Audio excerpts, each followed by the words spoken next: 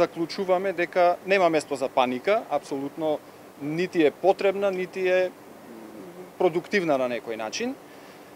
Се работи за болест, веќе доста информации има во јавноста, за болест за која што и ние важиме како ендемско подречје. Тоа значи дека болеста е присутна, односно вирусот кој ја пренесува оваа болест е присутен.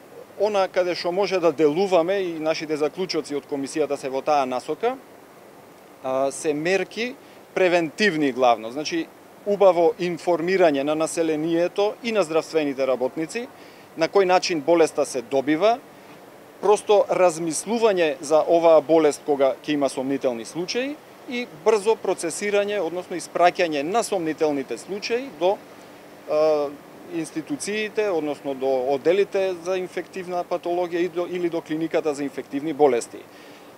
Тестови за оваа болест во моментот имаме доволно, дополнителна количина исто така е нарачана и се очекува да стигне.